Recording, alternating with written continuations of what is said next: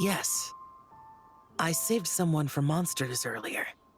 She was carrying a frame and tools for making shell lanterns, and gave them to me as thanks. She also said this type of shell lantern can be modified however you like. So... yes, well, I tried my best. I suppose the next step is releasing the shell lantern.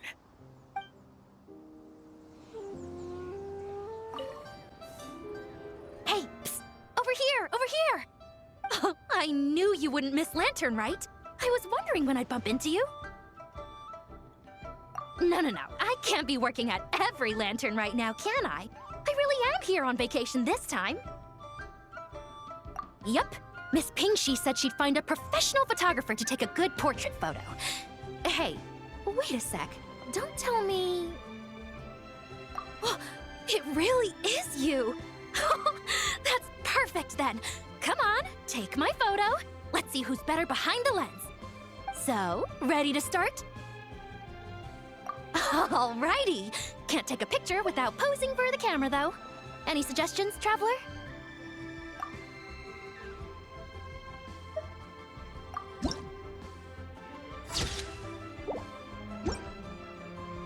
Done?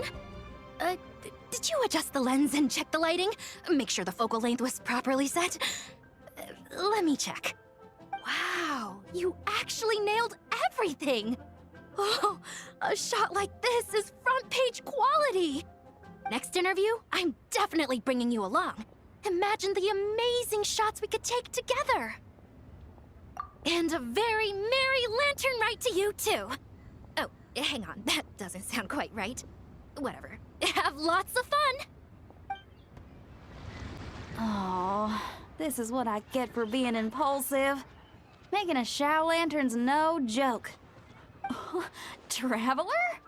Oh, ain't that something? It is you! Happy Lantern Rite! Yeah, Miss Pingshi gave me the frame, but I designed all the details and made all the ornaments myself. Pretty rad, huh? I even gave Hu Tao a few. Oh, shoot. I totally forgot I promised Hu Tao I'd help her make some shower lanterns, too. I gotta release this one pronto.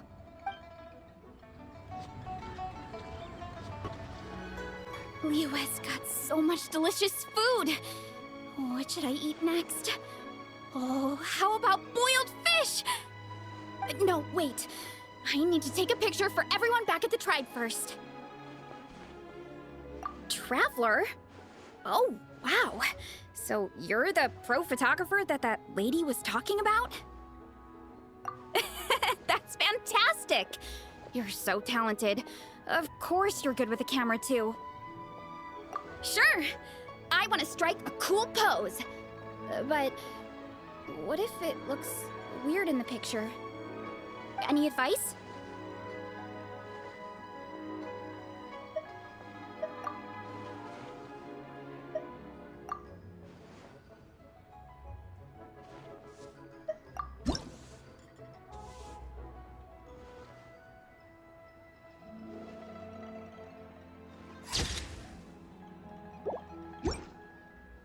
Done already? Well, let me see. Whoa, told you they'd be good! Now, would it be the best spot in the orchard to hang it? Thanks! Next up, some more delicious food. Starting with... boiled fish.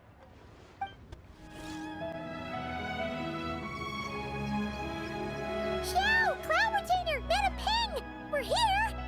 Any news on Zhangli? Wait, are we missing 2 Adepti? Well, Shenyun banned Mountain Shaper from Mount Outsong for 3 days. Oh, then what about Mooncarver? The scheme to plant mint in one's abode was one those 2 fools devised together? And when it comes to punishment, one does not discriminate. His banishment ends in 3 days as well. Wow, that's pretty harsh, Cloud Retainer. Let's get down to business. We have news of Rex Lapis. Huh? Isn't that... Yes, Rex Lapis's Geopillar. It descended from on high this morning. He must have sent it for a reason, but it does not respond to our touch. So, what does it mean? Is he in trouble? Not necessarily. It could be a message only a specific person is meant to receive. Traveler, you alone spoke to Rex Lapis before he left. Oh, so it must be for the Traveler. Give it a try.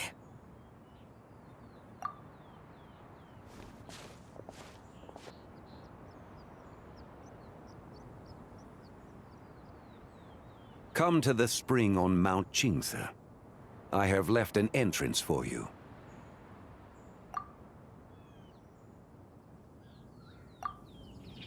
Well, Just as one surmised, it seems that Rex Lapis will not countenance our involvement in this matter. That would not surprise me in the slightest. He's always had a soft spot for the Traveler, after all. But be that as it may, we have served Rex Lapis for millennia now. In other words, I'm sure this has nothing to do with favoritism. He's probably just trying to protect us. that's right. So you mustn't let your guard down, even if Rex Lapis is by your side. All right, let's get going. We'll try not to keep you all waiting.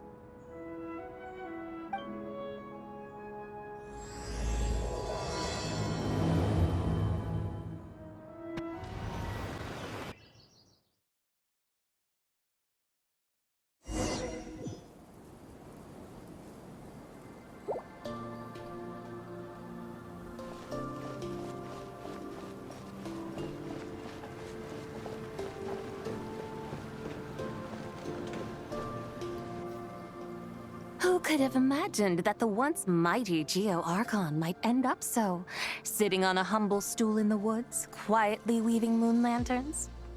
You really do look like an old man now. This is a Shao lantern, not a moon lantern. In ages past, when the gods waged war and the world was in turmoil, these lanterns were lit to guide fallen warriors back to their homes. Had you tarried in the mortal realm for but a little while longer, you might have become quite accustomed to them. Even so, it bears such a striking resemblance to the moon lanterns they used to offer up to the heavens. Could this truly be mere coincidence? Perhaps in some sense it is, yet in another, it isn't. For instance, who is to say that some of Langan's magnificent jade did not become part of the very foundations upon which Liyue Harbor now stands? It is conceivable that this ritual was transmitted in such a manner too. Now, let's not let ourselves get carried away. For all its splendor, do not forget that, in the end, even Langan could not escape its heaven-sent fate. Alas, it is just a pity that the little creatures of this world may never again lift their eyes to the moon, even should misfortune befall them. But you, Geo-Lord, now that you rule this realm, why take the trouble, not to mention the risk, to visit one who bears such profound guilt as I? Are you not afraid that you might be sullied by the curse of time that was laid upon me? There is no risk to speak of. At least, not in comparison to that which you took when you defied the heavens all that time ago. As I have stated, time and again, it was not I who defied the heavens. Geo-Lord, the ancient affairs of Langan have nothing to do with me, for I am but one of her deadly selves, severed before her demise. My name is not Zebai, but Zichao. Surely you did not take us for one and the same, solely on the basis that we may all assume the form of white horses? Sorry to break it to you, but you seem to have found yourself the wrong white horse. Anyway, do tell me, what urgent matter brings you here? Very well then. I have come to ask for Zebai's shade. Oh? So, the Geo-Lord has set his sights upon Zebai's human soul. And what is it that you intend to do with it? The world outside is changing. With the new moon's birth, the confines of the shadow moon are gradually disintegrating. In other words, the heavenly soul is set to return. Consequently, strange phenomena have manifested within Langan's former domain, leading to the earthly soul's reappearance as well. The last of the trio, the human soul, is in your possession. Most intriguing. My intention is to gather all three together, so that an old friend may finally make her return. I must admit, it seems that some remarkable affairs are coming to pass in the outside world. Yet there is one thing you seem to have overlooked, Lord of Geo. Back in the day, it was you that freed me from that painting. And afterwards, I took up arms in your name. Together, we first subdued Chenyu Vale, then brought peace to Mount Qingse. It was for this cause that the contract between us was made. But now that the debt has been repaid, what cause have you to expect my aid? Zibai and I have long been friends. Given not only that you were manifested from a corrupt desire within her divine form, but that you also possess a fragment of her soul, how can you purport to be the wrong White Horse? I think you'll find that we are now as separate and distinct as any two beings ever were. What once shone with radiant purity has long become dust. What you see is no longer what it was. Oh, great Lord of Geo. Should this still be unclear to you, I bid you take your leave. It seems that the fault lies in my own lack of consideration.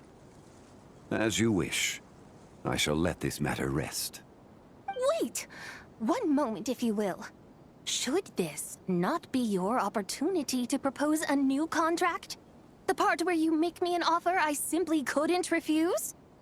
Even those puny mortals know how to haggle when striking their bargains. Should you, the famed god of contracts, not likewise strive for success through negotiation?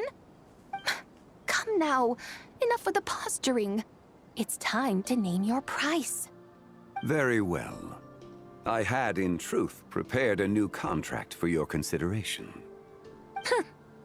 I knew you would not come before me unprepared. Yet, you should know that I want for nothing, for I live in the mountains, carefree and untroubled. Occasionally, I even find sport in teasing the mortals who stumble into my presence. Then why persist in telling them those ancient stories? I speak of what transpired before the sky collapsed and the earth sank into itself. That is merely my way of passing the time. And what of it? Would any believe, much less remember, the ramblings of a mountain hermit? Those tales have long since spread throughout the mortal realm. Who? Should my words prove insufficient, I invite you to see the world for yourself. To this end, I have found you a pair of trusty guides. The lantern rite is presently underway in Liyue, and should prove quite intriguing for you. So this, then, is the contract you have prepared for me? Indeed it is. Think of it as a contract for a one-day festive excursion. Surely you do not hope to offer this in exchange for Tsubai's shade. The foundation of my very existence for a little excursion seems a little steep, wouldn't you say? Why not see for yourself? You can always decide afterwards. The final determination, of course, shall rest with you. Is that so? Then perhaps this deal might not be entirely off the table after all. Where then are these guides of which you speak? Hey, it's Young Lee! Oh, we've been looking for you everywhere. We thought you might have gone missing. You're here. So these are my guides. Well, well. They certainly look the part, I'll give you that. Guides? Oh, you poor innocent little creatures. The benevolent Lord of Geo has sold you to me, which means that for the rest of this day, you belong to me. So does to The situation is not quite as dire as that would sound. I ask only that you accompany my Adeptus friend on a tour of Liyue. I would suspect that depends on how well you entertain me. Entertain you? Let us start with this Liyue harbor of which I have heard so much. Nowhere is quite so fascinating as a place teeming with little mortals. How come this Adeptus sounds so different from what Paimon imagined? Okay, we'll take care of it. Get ready to find out why they call Paimon the best travel guide in all of Tibet.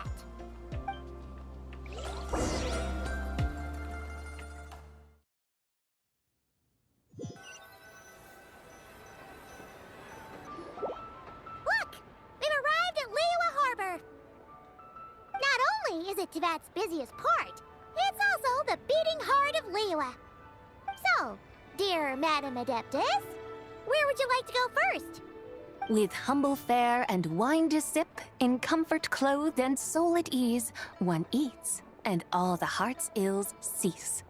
So we're heading straight for the good stuff? Well, you're in luck, because Paimon's an expert when it comes to food. There are two main cooking styles in Liyue. Li cuisine, which is all about mountain delicacies, and Yue cuisine, which is centered on seafood. The most famous restaurants are Liyue Pavilion and Shinyue Kiosk. Oh, now Paimon's starting to drool. Yes, our only option is to go try them both. 2 meals, back to back. Both sound like excellent options to me. Are these the kind of establishments that most people might visit on a regular basis? Not exactly. Both Li cuisine and Yue cuisine are known for their pricey ingredients. Definitely not what you'd call the budget options. But don't you worry about that. Just think of it as Zhongli's little treat. Come on! Aren't you supposed to be pals with Hu Tao? I'm unsure we can afford to spend a little more of her mora at least. Hey! All Paimon wants is to provide our Adeptus with the best possible experience here. Don't you want that too? Both certainly sound like worthy choices. Just now, though, I happened to see a porter pass this way. Where might individuals like him go to eat? A hungry porter, huh? Oh! Paimon knows just the place! Yep. Nothing fancy schmancy there. Just tasty dishes made with simple ingredients in a variety of different styles. Most importantly, it's great value for money, too. No wonder everyone loves it, huh? Oh, and the owner happens to be a good friend of ours, too. One mean restaurant. Yes, even the name itself feels lively and down to earth. All right, let's make it our first stop. Yippee! That's a great choice, too. Alrighty, let's head over there right away. Paimon can't wait to dig in. Wamin Restaurant, here we come.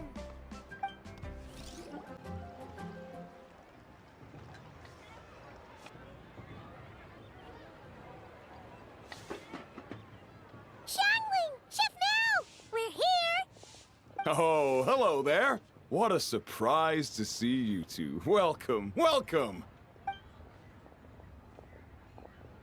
Hey there, Traveler and Paimon. We're a little busy today, so grab a table while you still can. But I don't think I've met this lady before. Is she a new friend? You could say that. Oh, I see. Well, hey there. A friend of the Traveler's a friend of mine, too.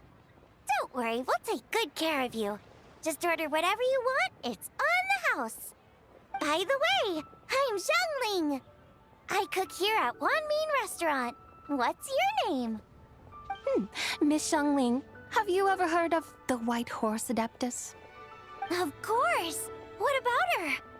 I am her, and she is me. Huh? You mean you're an Adeptus? Oh, you young'uns crack me up. Come on, Xiangling. You've got to keep up with the times. Haven't you heard of cosplay? It's like a role-playing game where you dress up as famous characters and pretend to be them. Seriously, it's all the rage, and it looks like this young lady is quite the expert. Your friends sure keep their fingers on the pulse, huh, Traveler? Wow, Dad. Didn't know you were so tuned in. But how come I haven't heard about it? You gotta listen to our customers. Didn't I tell you to spend less time chasing after wild vegetables and more time making friends? You're even more out of touch than I am. Hey, I like making friends too. Isn't that what I'm doing right now? Anyway, even if it is just a costume, is it alright if I still call you Whitehorse Adeptus? Of course it's all right, because that's exactly who I am. Okay. I can see you're really committed to the role. How about I call you the real Whitehorse Adeptus instead? In that case, you can call Paimon the real Traveler. Yeah, right. You could have at least switched outfits. Puny mortals.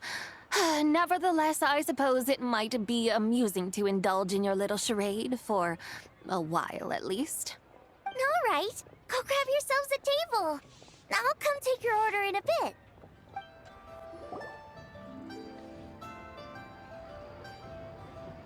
Hello. May I ask if Miss Xiongling and Chef Mao are here? Yeah, they're just over there. Wait a sec. Aren't you?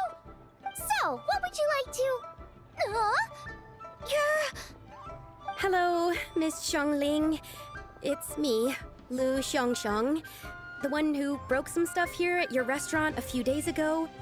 I just wanted you to know how sorry I am. I honestly don't know what came over me. Please forgive me. Oh, it's you. You really gave me a fright that day, young lady. You didn't actually get food poisoning from our blackback perch stew, right? Come on, Dad. She's come to say sorry. It's all right, Miss Lu. You must have been feeling a bit off that day.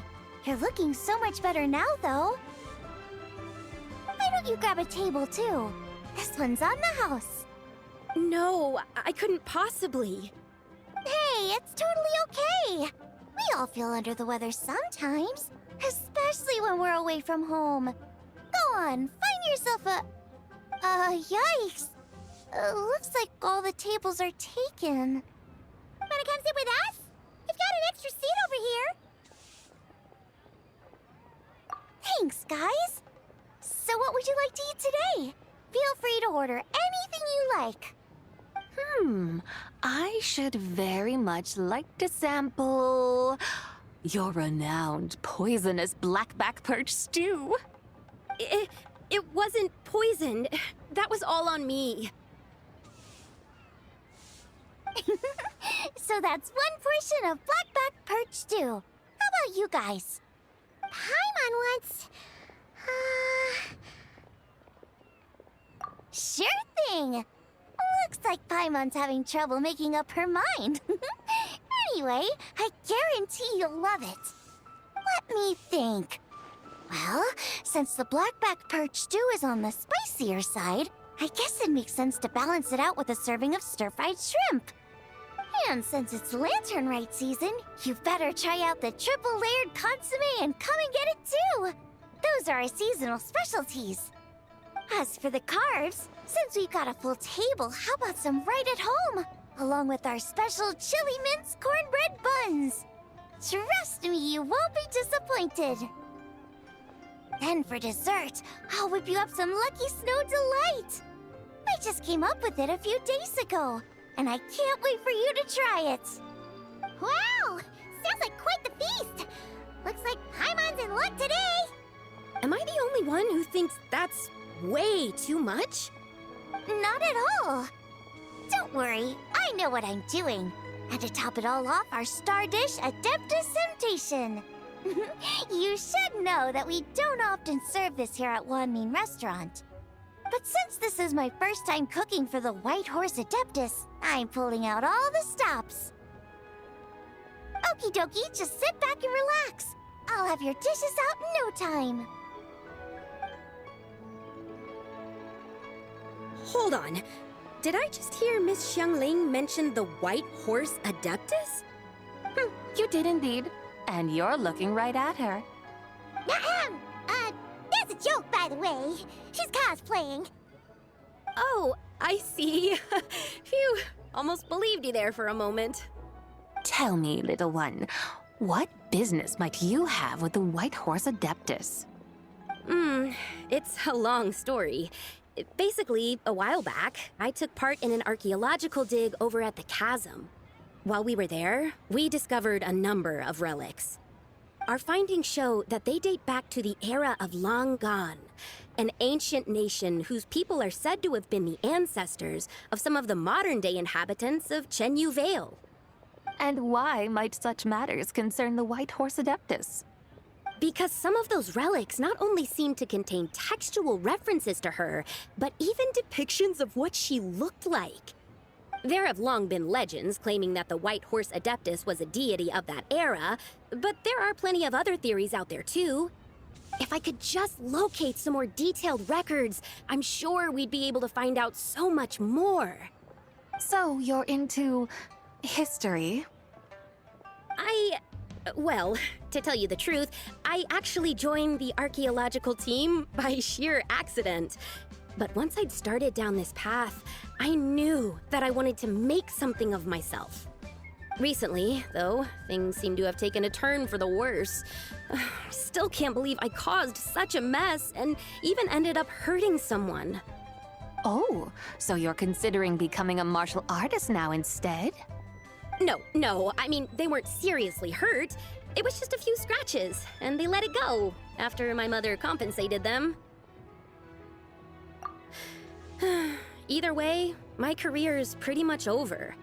And even though both the victim and the Ministry of Civil Affairs say they won't be pursuing the matter any further, my father says he's going to punish me according to our family rules. Family rules? Yeah, he's decided to ground me. I'll have to return to Chaoying Village after Lantern Rite, and goodness knows when I'll be allowed to leave again. Wow, that's harsh. Sounds like the kind of thing only rich, super traditional parents would do. We're not exactly rich, though. All we own are a few tea fields in Chaoying Village and a guest house in Liyue Harbor. A guest house? It isn't Baiju Guest House by any chance? Yep, he's my grandfather. So, you've heard of the guest house before? Small world, huh? Come to think of it, didn't Boss Lu mention something about hoping that the White Horse Adeptus would show up and let her divine power be known? Sure, but Paimon's guessing this wasn't exactly what he had in mind. Little one, it sounds to me that your family is rather well off after all.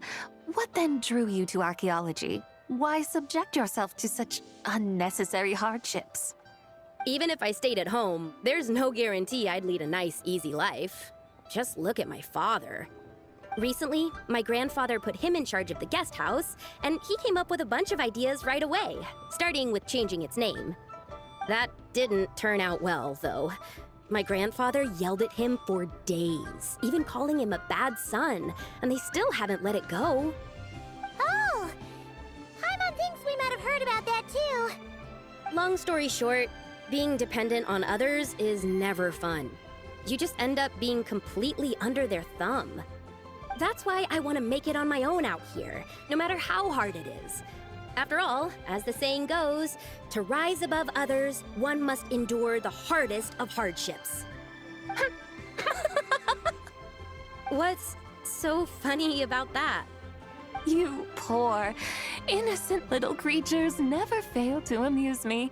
To think you would endure all manner of hardships in your brief time on this mortal plane, and all that merely to rise above others. I would have thought that the wiser path would be to simply roam this world as I do. Huh? Tell me, what is it that you truly delight in? Archaeology? Martial arts? Tea planting? Or perhaps the keeping of a guest house? What I delight in? Yes! Surely there must be something you don't find quite so exhausting. Whatever delights you should not feel like a burden. But do things like that really exist? Of course! Take Miss Xiangling, for instance. I defy you to detect even a hint of hardship on her face when she wields her walking spatula. So, since it seems you are resolved to tread the rocky path, you should strive with all your might to pursue that which brings you delight. You mean, like cosplay?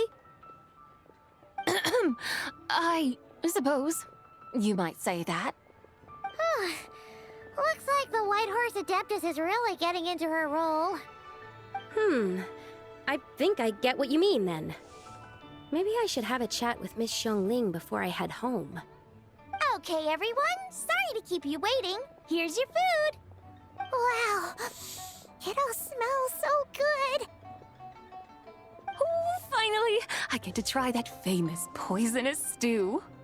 Hey! Didn't you hear what Shang said? It wasn't the stew. If anyone's to blame, it's that other you. What's up? How fiercely this mortal fare burns upon the tongue!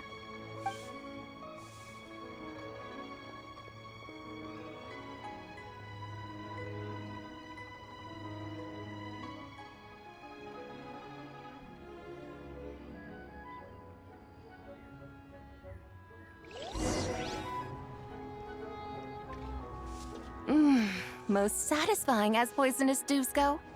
So, where to now? Time, I think, to seek out some diversion? Oh, there's plenty of entertainment options in Liyue. Paimon will tell you that. The locals like to drink tea, walk their pets, play chess, watch operas, attend storytelling performances. Storytelling performances? You know, like listening to people telling stories. They're usually based on old Liyue legends, just like their operas. Stuff like the Divine Damsel of Devastation, Through the Eyes of a Dragon, or the Sanctification of Tao Do. What about the story of the bright moon that sits in the sky above us? Paimon doesn't think she's heard that one. Still, the moon does come up quite a lot. It's even in the name itself. The Yue in Liyue actually means moon. Since we're on the subject, you like telling stories yourself, right? Why don't we go check it out? In that case, I'll have to trouble the two of you to lead the way. Awesome! Let's go! Third round knockout, here we come!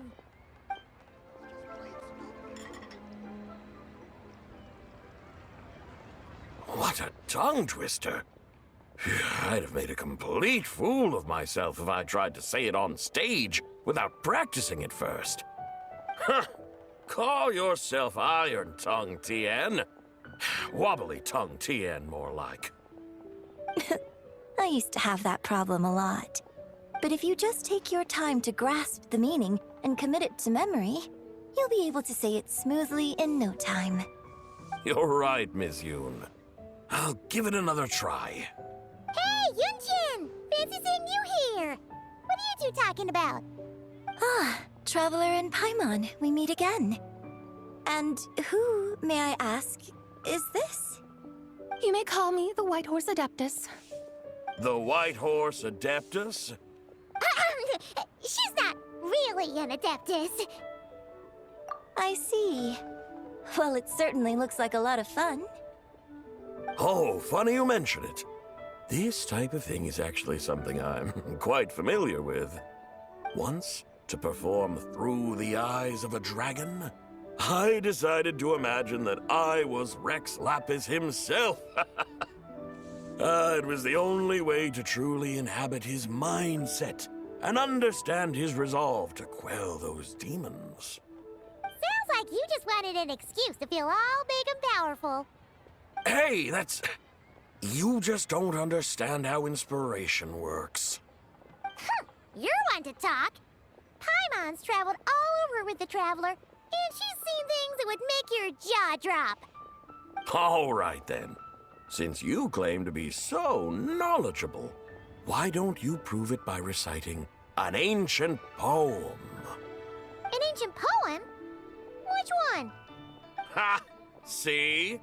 You mean to tell me you've never even heard of the ancient poem called An Ancient Poem? What kind of a title is that? Quit teasing, Paimon. We only just found out about that ourselves. He's talking about the writing on those ancient relics. When we first saw it, we couldn't figure out what it all meant. So in the meantime, we decided to just refer to it as an ancient poem. However, thanks to the painstaking work of the scholars who were tasked with decoding it, it seems like that's exactly what it was. Or rather, an ode offered in veneration of the moon and the White Horse Adeptus. Oh yeah! Didn't Kuching mention that before? It's got something to do with Langan, right? That is correct. The Ministry of Civil Affairs has issued a notice stating that, although it is true that the moon may disappear tonight, we should be in no danger. In other words, there's nothing to fear. But if you're worried, we can always take a leaf from the Book of the Ancients. By reciting this poem, I mean, and calling for the White Horse Adeptus' aid. If we do that, I'm certain she'll protect our moon and keep us safe. Oh, seriously? Paimon has to get a look at this.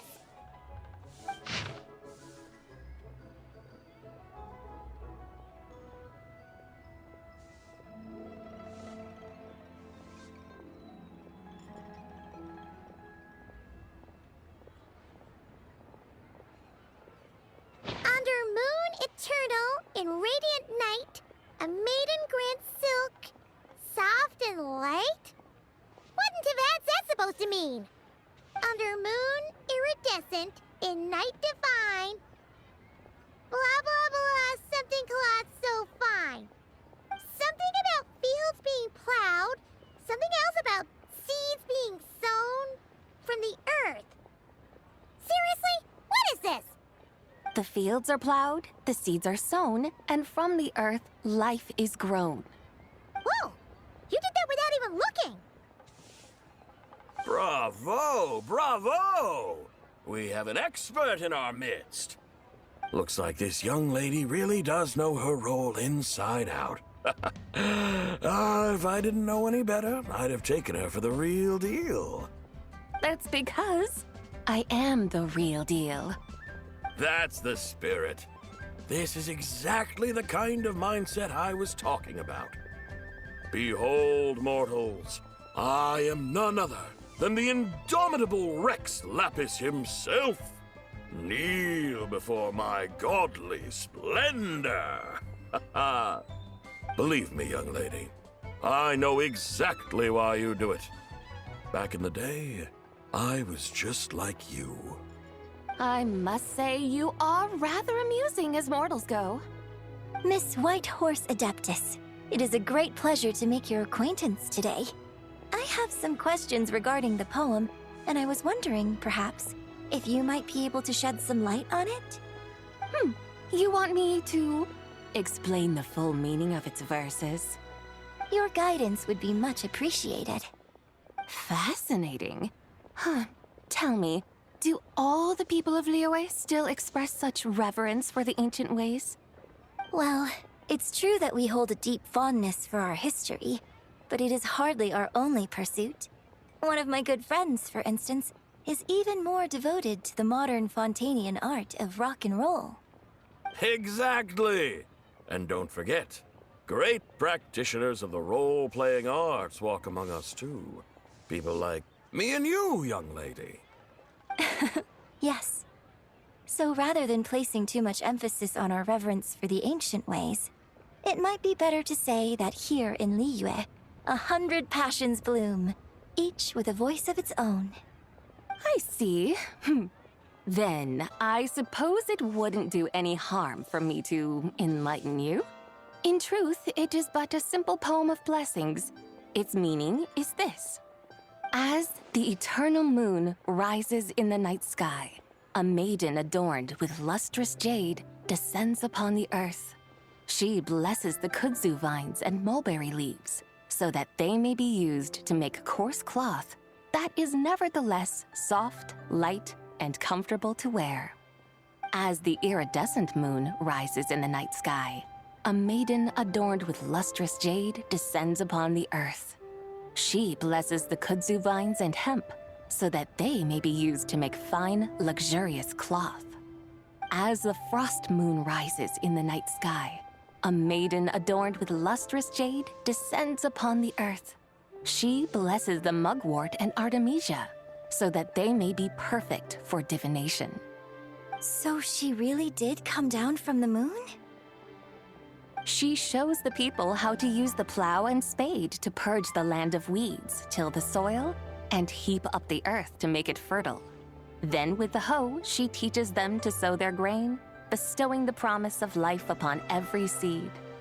She blesses the millet and the beans, ensuring that their stalks and vines stretch forth without end.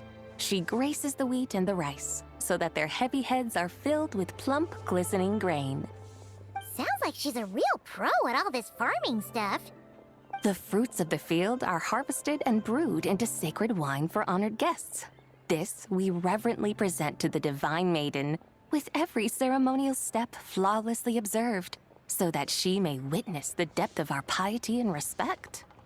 Oh, divine maiden, how can your graceful presence in the sky not seem like that of a fairy descending from the heavens?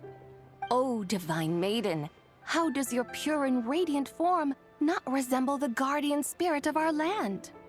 I send my heart's desire, ascending to the heavens, beseeching you to grant us good fortune and blessings in the coming year. Huh? So, that's what it's supposed to mean?